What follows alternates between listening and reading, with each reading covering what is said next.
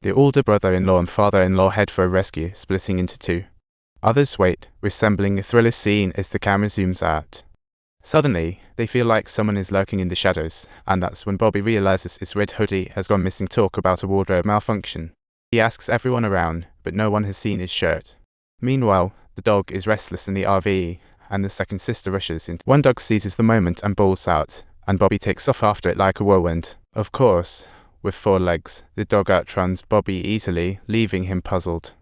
Suddenly, a chilling yelp from the dog sends a shiver down Bobby's spine, prompting him to dash toward the sound. Bobby notices a shadow dart behind him and instinctively grabs a rock for protection, only to spot the hoodie thief lurking on a hill like a creepy movie villain.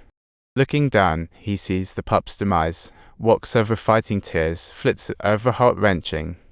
Horrified to find its insides missing, Bobby bolts in fear but trips and tumbles down the slope, blacking out like a cartoon character. Just then, a girl approaches, gingerly touching his wounds, when suddenly blood drips from above, and she instinctively looks up.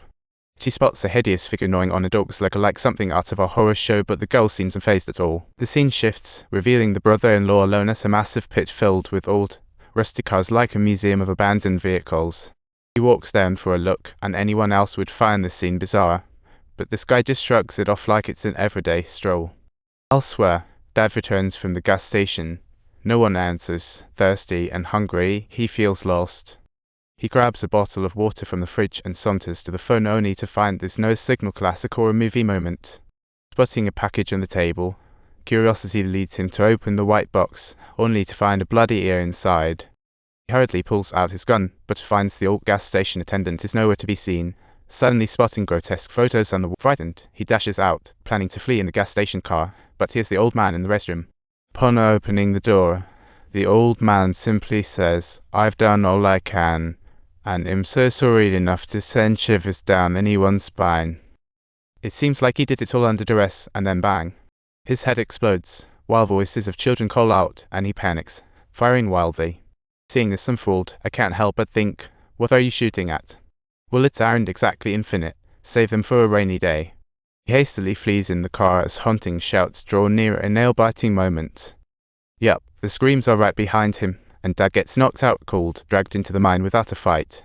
The scene shifts as the second sister searches for her brother with a flashlight, calling out Bobby, while that little girl sticks around like glue. Hearing her sister's call, the girl flees in panic. Back at the RV, Bobby keeps the death secret. He doesn't want to upset his mom or scare the family, but when strange noises erupt from outside the RV, panic sets in. "Sister, Mom, whatever you do, stay inside." He grabs his pistol and bravely heads outside, only to find the dog has vanished, and he's yelling the pop's name like a lost hero. Suddenly, someone taps his shoulder, and Bobby jumps. Turns out it's the older brother-in-law back from his adventure, eager to share his tales. He struts in like a hero with his loot, blissfully unaware of the lurking danger, while Bobby can't shake off his uneasy feeling. Bobby wishes sister and brother-in-law would sleep in the RV for safety in numbers. But the older brother-in-law insists the RV is too cramped for romance, saying he wants a couple's night. Bobby has to roll with it.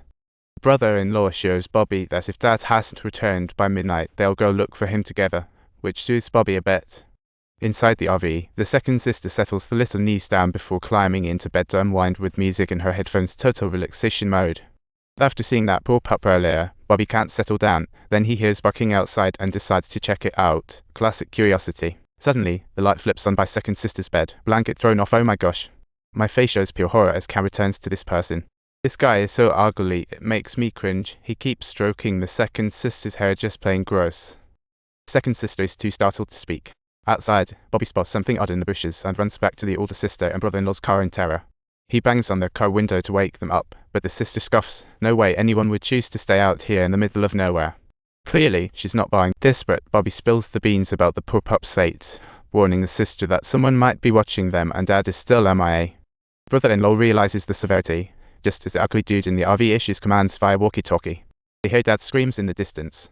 Mom instantly recognizes it. The brother-in-law rushes into the RV for the fire extinguisher, oblivious to others. The second sister has her mouth covered, unable to make a sound, and the brother-in-law reminds her to watch her little one while all chaos breaks loose. He rushes out with the fire extinguisher, just as a monkey-like figure leaps down from above. Honestly, I can't find the right words to describe him. Sorry, old monkey, but it's looking pretty dire. The creature bolts in and slams the door, while everyone else scrambles to save Dad. Talk about chaos. Soon, the mother is burned to a crisp in screams, and the brother-in-law's extinguisher is useless. Meanwhile, the monkey in the car is tossing everything around and suddenly spots a parrot in a cage. Time for a snack. He bites off the parrot's head, savoring the feast. Wow, this is definitely a recipe for nausea. Suddenly, he lunges at the second sister, yanking that strangely ugly dude off the bed for a good thrashing. Only a man can do this, he mutters, while the second sister laughs and shouts unheard outside, as everyone's busy saving Dad.